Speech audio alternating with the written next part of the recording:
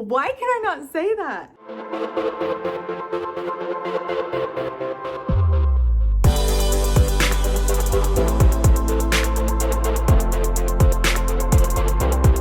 Do you have any advice or things I should be studying before I go to massage school? That is my most commonly asked question. Today I'll be sharing 5 things that I think you should consider practicing or studying before going into massage therapy school. Number 1 on this list is muscles, bones, and the bony landmarks. What does a massage therapist do? They manipulate muscles, fascia, lymph, soft tissue, all of those things. It's important to have an understanding of where the muscles are, what they attach to, and what they do. During my time in school, there has been no shortage of reinforcement, but there are 206 bones in the body, and according to most sources, 650 named skeletal muscles in the human body. That's a lot. We need to know this information to properly do our job and have the ability to educate our clients. For example, this is a common one. My shoulder hurts. It's my rotator cuff muscle. Okay, do you know which one? What do you mean? It's my rotator cuff. To a client who doesn't necessarily know all of the muscles in the body, the rotator cuff is just that. But to me, as somebody who studies the body, there are 4 muscles that make up the rotator cuff. Knowledge of what you're talking about can make a huge impact with clients. As someone who received massage, I was always asking questions like, what is that? Where is it? Why? That could just be my personality, but I want to know. I want to know how and why things work the way they do. But most times I didn't get an answer, and I want to be somebody who can answer those questions for clients and myself. This can be a challenge to study on your own. I recommend using Quizlet. I've linked some of my favorites over the muscles and skeleton. I've also linked a book called Trail Guide to the Body. That's the book my school uses. I've heard from multiple people, do not throw that book away when you're done. They use it years even after they've graduated in their practice as a reference book. Additionally, start touching them on your own body. Biceps, triceps, supraspinatus, infraspinatus, which are deep to traps. Check those out and do not get overwhelmed. It will come. You said deep to traps. What are you talking about?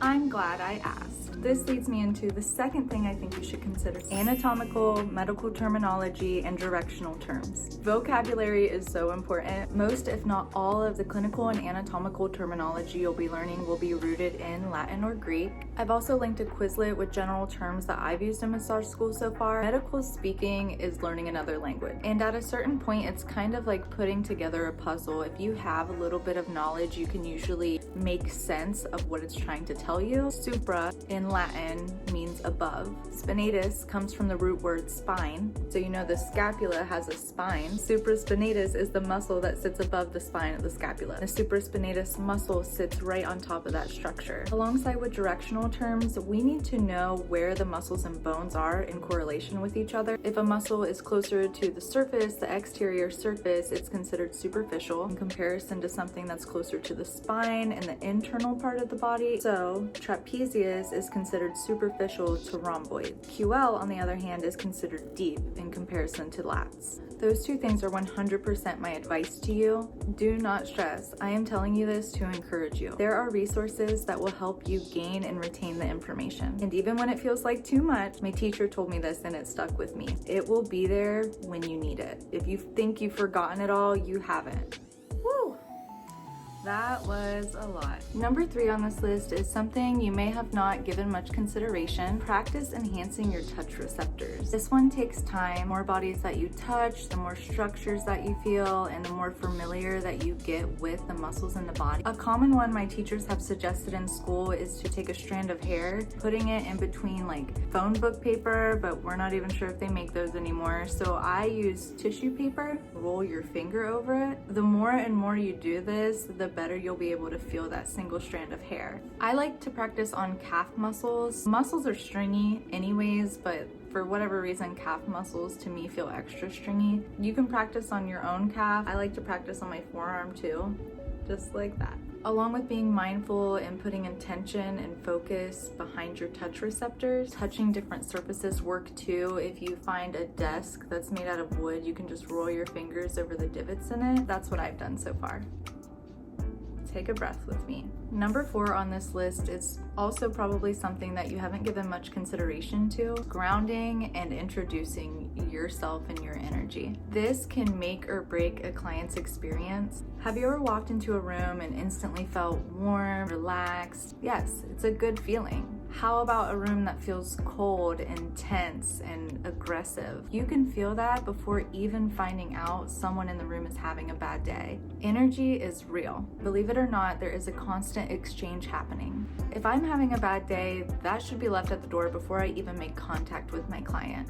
When we touch our clients, or anybody else for that matter, our nervous systems are communicating and they become in sync with one another. So if my heart rate is super high because I'm angry or I'm upset about something, my touch will be different and my pace will be different, and my client isn't going to get the best experience that I can give them. Before I even go into clinic, I'll sit and ground myself in my car. Sometimes it's a 10-minute meditation, other times it's just 10 deep breaths. I really suggest practicing this. I think it's something that's easily overlooked, but I truly believe it can make all the difference in your massage. This goes hand in hand with the final thing that I think you should study or practice before going into massage therapy school. Are you ready? Touching with purpose. Tell me that didn't just give you chills. I've heard this from more than one of my instructors, and I've thought about it frequently. It is something I 100% want to embody in my career as a massage therapist. Anyone can touch a body and perform a memorized sequence, but truly touching with a purpose that is individual for each one of your clients, this will set you apart from the rest.